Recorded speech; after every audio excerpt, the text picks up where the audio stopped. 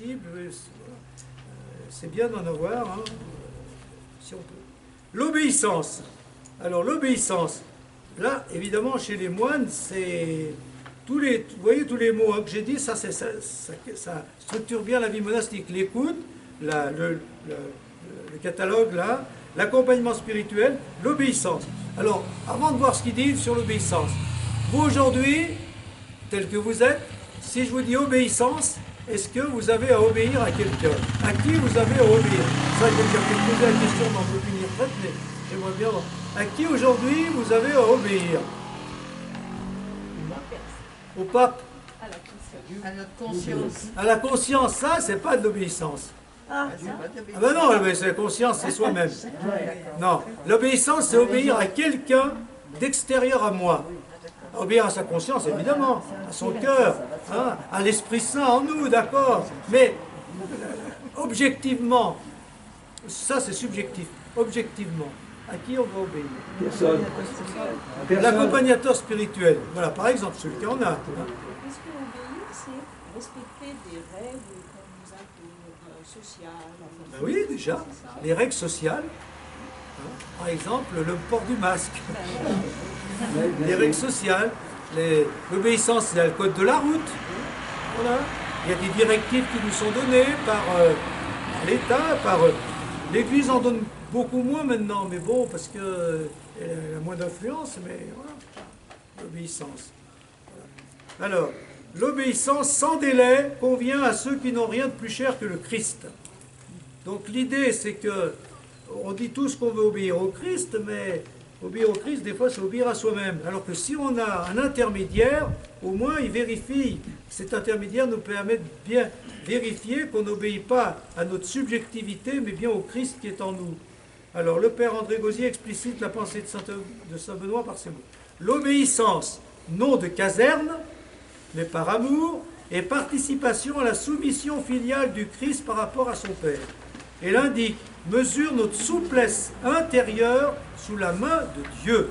Donc voilà, ce qui est intéressant, c'est que quand on obéit à un ordre, à un supérieur qui soit social ou religieux, hein, quand on obéit, c'est pour vivre ce que le Christ lui-même a vécu. Il a été soumis à son Père, il a obéi jusqu'à la mort, c'est pas rien quand même, et la mort de la croix. Donc ça veut dire que l'obéissance nous permet de vivre ce que le Christ a vécu, qui est la soumission à son Père. Mais pas une soumission de caserne, hein, une soumission d'amour. Quand on aime quelqu'un, on a envie de faire ce qu'il nous demande. D'accord, hein? C'est ça l'obéissance. Si j'aime Dieu, voilà. Mais pour savoir si c'est bien Dieu que j'aime, quand il y a un intermédiaire qui me dit voilà ce que Dieu te demande, eh ben, c'est beaucoup plus sûr. Et donc c'est ça l'obéissance. Il faut donc obéir à nos supérieurs, à nos responsables, à ceux qui ont une autorité sur nous, et obéir aux événements qui sont nos maîtres. Voilà, il y a les deux choses aussi. Hein. Il y a les événements pour nous débarrasser de notre volonté propre et être disponible à la volonté de Dieu qui passe par l'autorité de nos responsables et des événements. Ça, c'est un mot. L'autorité de Dieu passe par nos responsables et par les événements. Les événements sont nos maîtres. Donc, suivant ce que les événements, c'est pour ça qu'il faut relire les événements et voir des signes de Dieu. Qu'est-ce qu'ils me disent pour que je obéisse aux événements? Notre liberté n'est plus une liberté égocentrée, moi je veux, mais décentrée sur d'autres que nous et sur Dieu qui passe par eux. Voilà, hein, donc ça rejoint ce que je viens de dire. Ainsi, l'âme libérée de sa volonté propre laisse alors Dieu agir en elle pour y gérer son œuvre. Obéir ainsi, oui, mais pas n'importe comment. Alors, cette obéissance ne sera bien reçue de Dieu, affirme saint Benoît, et agréable aux hommes que si l'ordre est exécuté. Alors voilà ce qu'il faut faire pour obéir. Hein. Ce que vous demande la société, l'État, vos responsables, vos proches, les événements, sans trouble, sans retard, sans tiédeur, sans murmure, sans parole de résistance. Quel programme, hein? Voilà, obéir. Sans trouble. Temps, hein. Comment? C'est pas dans l'air du temps. Non, c'est pas dans l'air du temps. Ça fait un peu mouton. Ça fait un peu mouton. Oui, Ah c'est oui, vrai, ah, tu as bien de réagir.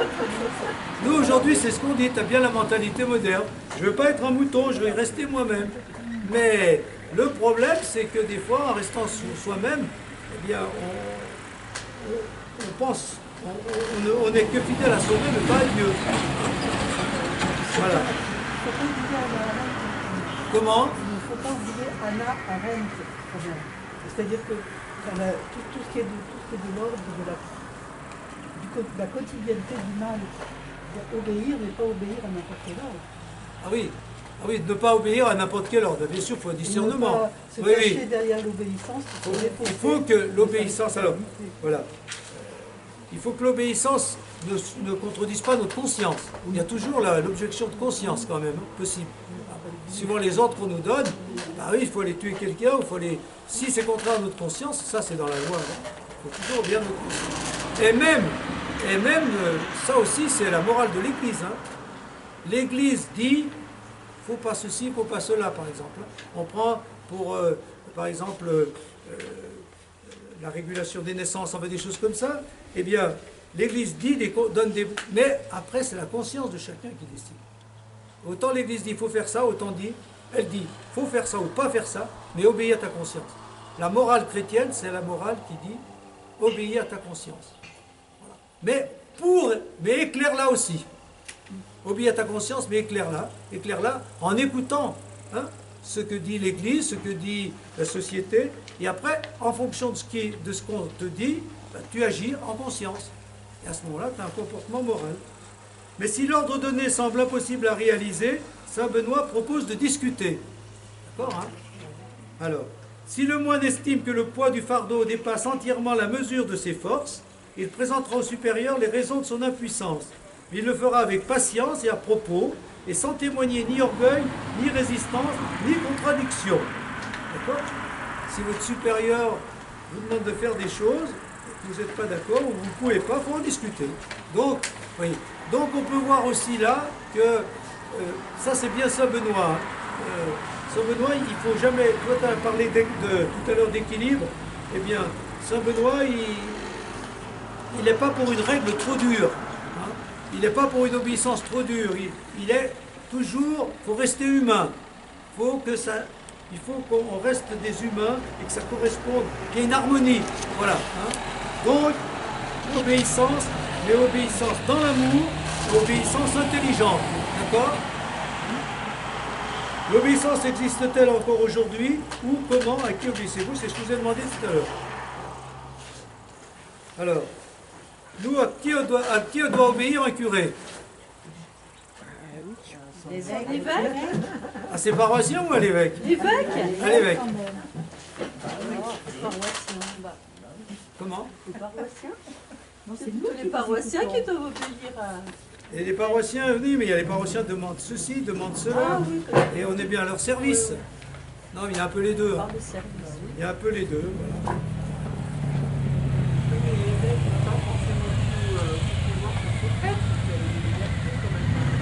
Bon, on en a de plus en plus, hein, par rapport à avant. Mais malgré tout, par exemple, quand tu arrives à 75 ans, certainement l'année prochaine, l'évêque nous dit on sera plus curé, même si on a envie de l'être. Et si les gens nous demandent de rester. Non. Normalement, non, c'est ça. Pour moi, par exemple, un exemple concret d'obéissance.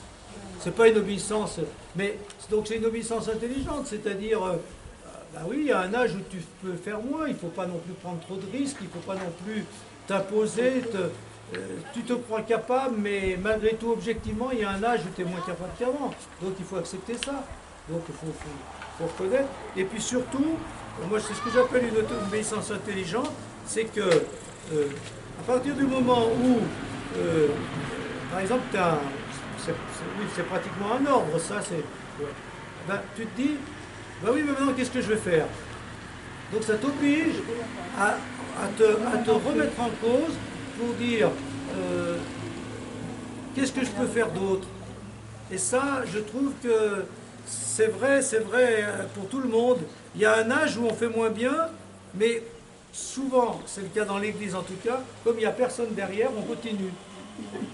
Et du coup, on se dit, ben, voilà, à 100 ans, je continuerai de faire ce que j'ai fait à 40 ans, c'est quand même un problème. Donc, il y a un âge où tu dis, il faut que je fasse autre chose, pour que d'autres le fassent. Et si les autres ne le font pas, tant pis.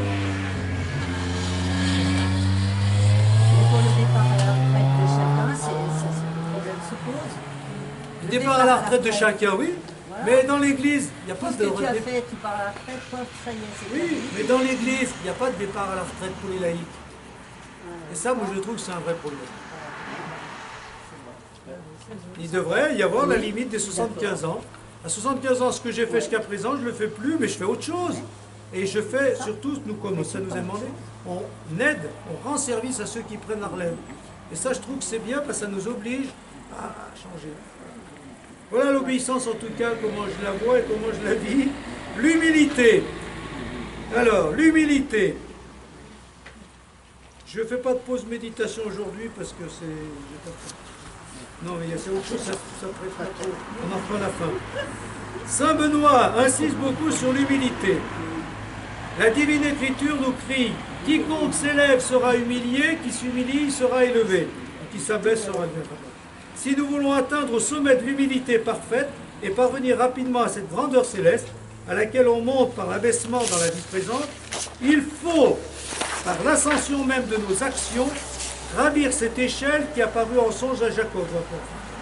Cette descente et cette montée, assurément, ne signifient pas autre chose, sinon que l'on descend par l'élèvement et que l'on monte par l'humilité. Vous avez compris ça? On s'abaisse. Si on s'abaisse, on monte. Si on s'élève en se disant « je suis le meilleur, je suis le plus fort », on va finir par dégringoler. Hein. Bon. C'est l'esprit du monde, pourtant. Hein. Comment? C'est l'esprit du monde. C'est l'esprit du monde, oui. Oui. Vraiment, le possible. Nous, la vie dans le monde, c'est s'élever le plus haut possible. C'est la promotion, c'est l'ascension sociale, etc. Alors, là, il va vous dire beaucoup de choses sur l'humilité. Il y a 11 degrés normalement. Et, alors si vous retenez de Saint Benoît ça, c'est quand même bien, je vous l'ai déjà dit, mais je le redis. Vous avez les détails. Et l'humilité dit qu'il y a 11 degrés. Vous savez, dans l'histoire de l'échelle de Jacob, c'est Jacob qui voit les anges monter et descendre sur une échelle et qui font le va-et-vient entre le ciel et la terre. Alors lui, il dit il y a 11 degrés pour monter au ciel, grâce à l'humilité. Alors c'est quoi? D'abord, reconnaître que nous sommes de l'humus. L'humilité, c'est l'humus. C'est de la terre. On est de la terre. Hein. On est poussière, on retournera la poussière. Ça, vous êtes d'accord? On n'est pas grand-chose. On est de la terre. Bon. Donc ça, c'est faire la vérité avec soi-même. Deuxièmement, ça rejoint ce qui vient d'être dit, c'est obéir, accepter d'avoir des supérieurs. Hein. L'humilité, c'est je ne suis pas le meilleur, je ne suis pas mon maître. Hein. Voilà. L'orgueilleux, c'est je suis mon maître. Hein. Voilà. Hein. L'humilité, c'est accepter d'avoir des maîtres ou des supérieurs ou des responsables. Troisièmement, c'est avoir un cœur silencieux. Le cœur silencieux que le frère tienne bon dans la patience sans se lasser ni reculer. Un cœur silencieux. On est humble, voilà. C'est avoir un cœur ouvert qui se dit aux autres, qui ose dire aux autres ses pensées mauvaises, ses faiblesses, ses fautes commises. Ça, c'est quelque chose de très concret. Oser dire aux autres nos faiblesses. Oser dire aux autres nos défauts. Oser dire aux autres nos mauvaises pensées ou ce qui n'est pas bien en nous. C'est-à-dire, oser dire aux autres, je suis comme ça, prenez-moi comme je suis. Ça va, c'est très concret. Hein. Voilà. Ça, c'est l'humilité. C'est-à-dire, au contraire, c'est vouloir montrer aux autres qu'on est plus que ce qu'on est. Non. Autre chose, l'humilité, c'est être content de tout. Ne pas se croire sous-estimé, brimé, sous-employé, pas à sa place, mais être content de sa place, fût-elle la dernière dans la communauté. Ça, c'est bien. Hein. L'humilité, je suis content d'être à ma place. J'aimerais être... Non, je dois me contenter, plutôt que de rêver de grandeur ou d'être autre que ce qu'on est. Voilà. Ça va comme ça? Ah ben, oui. Donc là aussi, on voit que c'est concret. Hein. Cœur silencieux, l'obéissance, cœur ouvert qui se dit aux autres. L'humilité, c'est accepter la vie telle qu'elle est. Les échecs, les états d'impuissance, les brisures et les moments d'unification, de pacification, de progression. C'est avoir un cœur confiant dans les autres, dans la communauté, en Dieu. Accepter la vie telle qu'elle est. Ça, c'est bien, hein? Voilà. Donc, des fois, on ne veut pas que les choses soient... Ça nous blesse, ça blesse notre orgueil que les choses se passent mal, parce que nous, on voudrait apparaître sous un bon jour, mais voilà, il faut accepter la vie telle qu'elle est. Et une expression bizarre, c'est pratiquer la politesse du cœur. C'est curieux, hein? La retenue dans ses paroles pour dire ce qu'il y a à dire, parler à son tour, laisser les autres parler pour faire ce qu'on a à faire. La politesse du cœur. Voilà. La politesse, hein, on fait passer les autres avant soi. Hein. Politesse du cœur, c'est-à-dire une retenue, voilà, parler à son tour. Laisser les autres exister, laisser les autres parler, hein, faire ce qu'on a à faire et les autres, voilà. C'est bien. C'est pas s'imposer, c'est pas écraser les autres, oui, on peut rajouter. C'est regarder l'infini et voir qu'on a encore beaucoup à faire pour être saint et qu'on ne sera jamais parfait. Bon, c'est ce qu'il avait dit tout à l'heure. Hein. On est loin de la sainteté, il ne faut pas se prendre pour saint avant de l'être. Hein. À noter une fois de plus les précisions, les détails que saint Benoît donne pour parler d'humilité, comme il parle des autres vertus. Donc il donne 12 degrés pour monter vers Dieu, moi je les ai résumés. Alors qu'est-ce que vous en pensez de ça? Comment? C'est beau. C'est beau, hein? Mais c'est précis aussi, hein? C'est détaillé.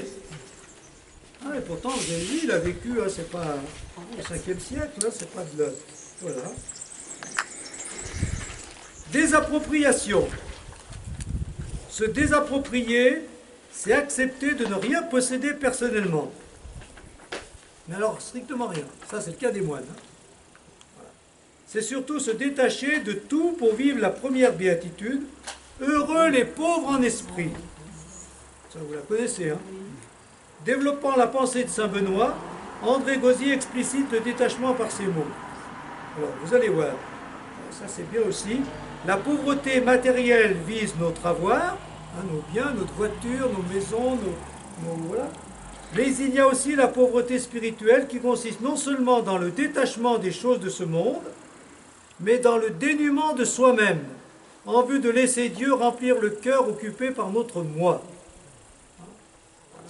Ça, le moi, hein, vous connaissez, l'ego, ça, le bouddhisme, hein, ça, il faut tuer le moi, faire mourir le moi centré sur moi. Hein. Elle vise à ne pas s'affectionner, ne pas s'attacher aux biens temporels. Alors voilà une belle liste encore. Mais ça, je ne sais pas si c'est lui qui la donne ou le moine qui explicite, peut-être bien que c'est déjà. Alors, de quoi doit-on nous désapproprier? De quoi devons-nous nous détacher? Le rang, la dignité, les charges. Bon, j'ai telle charge, mais il ne faut pas en faire une montagne. Hein. On va dire que, voilà. Au bien naturel, santé, intelligence, talent, jugement, au bien sensible, satisfaction, réputation, relation, désir de telle fonction, aux biens moraux, vertu, mérite, aux biens surnaturels, consolation, grâce de reconnaissance, de connaissances distinctes, lieu de prière, n'ayant rien et possédant tout. Alors, dans toute cette liste, comment vous réagissez? Il faut se détacher de tout ça. C'est-à-dire, pas dire, voilà, ah ben moi j'ai tel rang, j'ai tel bien, j'ai telle richesse, je suis intelligent. Même si je suis intelligent, mais ça ne vient pas de moi, ça vient de Dieu, je m'en détache. Hein. Voilà. Ne pas trop m'attacher à la satisfaction. C'est curieux, hein. Quand je suis satisfait de quelque chose, non. Ne pas trop, hein, ne pas trop en faire. Ça rentre un peu dans l'orgueil. Après, ça devient de l'orgueil, oui.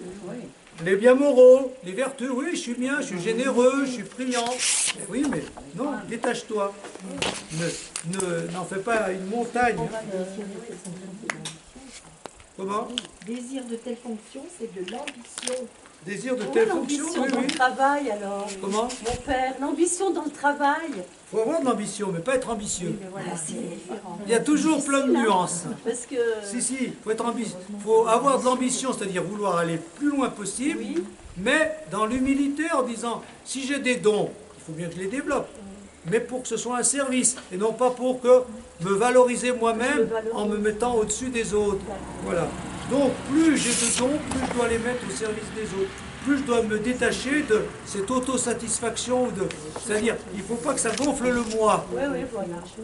Parce Au qu'après, ça sens vient de l'orgueil. moi, et donc tout ça. J'ai des vertus, j'ai une belle fonction, j'ai ceci, j'ai cela. Non, tout ce que j'ai, d'abord, c'est un don de Dieu, et ensuite, ça doit être une responsabilité vis-à-vis des autres. Ça doit être au service des autres. Ça ne veut pas dire qu'il faut dire que j'ai rien, que je suis nul. Bon, ça, c'est de la déprime. Il ne faut pas se dévaloriser. Il faut non plus valoriser. Il ne faut pas se survaloriser. Entre les deux. Non, Il va se survaloriser. il faut se valoriser. Se Aime-toi valoriser, toi-même. mais pas Tu aimeras ton prochain comme toi-même. Tu aimes les autres en voyant le bien qui est en eux et en leur disant c'est bien. Tu dois t'aimer en voyant le bien qui est en toi, mais en disant aussi ce bien, c'est pas ma possession. Il vient de Dieu qui m'a aidé, qui m'a mis ce don en moi, et je dois le mettre au service des autres. On avait fait une réflexion et il était ressorti une chose, c'est qu'avant d'aimer les autres, il faut d'abord s'aimer soi-même. Oui, Voilà, c'est Il ça. ne bah, ça, faut pas aimer les autres si on a tout ça. Et là, il y a ne pas s'affectionner. Comment? Ne pas s'affectionner. Ne pas s'affectionner. Ouais. C'est ne pas s'aimer. Oui, mais trop. C'est tout, il y a toujours le trop, c'est l'équilibre. Hein. Trop s'affectionner. C'est de la place à Dieu, bien sûr. C'était une grosse... Voilà. Les autres. J'avance comme ça, on arrivera au bout, c'est bon. Les autres. Avoir du zèle pour les autres qui vivent avec nous. Donc, je vous ai dit tout à l'heure que le moine, il doit faire un corps avec les autres. La communauté doit être unie, un seul corps, une communion. Alors, pour y arriver, qu'est-ce qu'il faut? Là aussi, il va y avoir des détails, vous allez voir. Il y a un bon zèle qui éloigne les vices. Il y a un bon zèle qui éloigne des vices et conduit à Dieu et à la vie éternelle. C'est ce zèle que doivent pratiquer les moines avec une ardente charité. Le zèle de la charité. C'est-à-dire, ils s'honoreront mutuellement de prévenance. Ils supporteront très patiemment les infirmités d'autrui, tant celles du corps que celles de l'esprit. Ils s'obéiront à l'envie les uns aux autres. Nul ne recherchera ce qu'il juge utile pour soi, mais bien plutôt ce qu'il est pour autrui. Ils pratiqueront la charité fraternelle avec désintéressement. Ils ne préféreront rien au Christ. Mais bon, on sait que ce n'est pas évident, puisque lui, il a bien vu que ce bel idéal qu'il a inscrit dans la règle, eh bien, là-bas, à Vico Rano, là, ben, c'était tout le contraire. Hein. Voilà. Bon, alors, de même qu'il y a une échelle d'humilité, il n'a pas donné une échelle de la charité, mais d'après ce qu'il commande aux moines, elle pourrait être celle-ci. Ce n'est pas lui qui dit ça, mais André Gauzier, le père André Gauzier, le moine, a formé une échelle, mais à partir de ce que dit Saint Benoît. Alors, regardez ça, et ça, vous pourrez l'appliquer chez vous. D'abord dans votre famille, avec ceux avec qui vous vivez. Comment vivre le zèle de la charité, les degrés. Le premier degré de la charité, d'accepter que mon frère ou ma soeur ou mon conjoint ait au moins un défaut. Un défaut. On en a plein de défauts. Non mais lui, à côté de toi. Le conjoint, au moins. Je dis ça là. Ah, ben d'accord. Le deuxième degré de la charité, d'admettre que mon frère ou ma soeur ou mon conjoint ait au moins 2 défauts. Le troisième degré est que, vu l'humaine faiblesse, nous ayons au moins un défaut nous aussi. Donc, accepter les défauts des autres, accepter nos propres défauts. D'accord? Ça, c'est un peu dans la règle du patriarche en agora. Je sais pas. Le quatrième degré est de supporter les critiques des nôtres et malgré les exagérations d'en tirer profit. Pour cela, il faut calmer son imagination, freiner les battements de son cœur et se taire, c'est-à-dire les critiques. Les critiques qu'on nous fait, il ne faut pas que ça nous démoralise, nous déstabilise, il faut même en tirer un profit. Ça, c'est déjà bien. Aimer les autres qui nous critiquent, au point de dire ta critique, ça me fait du bien, ça c'est déjà de la bonne charité. Hein?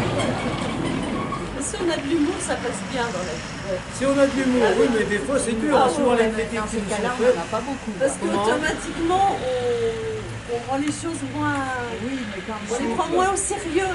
Donc ça glisse. quand on n'accepte pas le... Alors ensuite, le 5e degré est de reconnaître que notre frère ait au moins une qualité. Donc ça c'est le positif. J'accepte qu'il ait tel défaut, mais je reconnais qu'il a telle qualité. Et peut-être que je le lui dis. Ça c'est encore mieux. Le 6e degré est de reconnaître qu'il ait au moins 2 qualités. Le 7e degré consiste à essayer d'acquérir les qualités observées chez les autres. Ça c'est concret. Hein. Ben, lui il est comme ça, il faut dire que je sois comme ça aussi. Hein. Voilà, que j'ai les mêmes qualités que les autres. Lui, il est patient, il faut que je sois patient. Il est joyeux, il faut que je sois joyeux. Il est vraiment croyant. Ben voilà, j'admire les qualités des autres, j'essaie de les imiter. Le 9e degré est de découvrir le Christ Ah non, le 8e degré, d'essayer de découvrir le Christ dans les qualités de nos frères. Donc ça, c'est encore un... Hein, non seulement il a un défaut que j'accepte, il a des qualités, mais c'est le Christ qui est là, présent. C'est, comme je l'ai dit tout à l'heure, c'est lui qui nous donne, qui est la source de nos qualités, hein, du bien qui est en nous. Le 9e degré, découvrir le Christ derrière les défauts, les péchés de nos frères.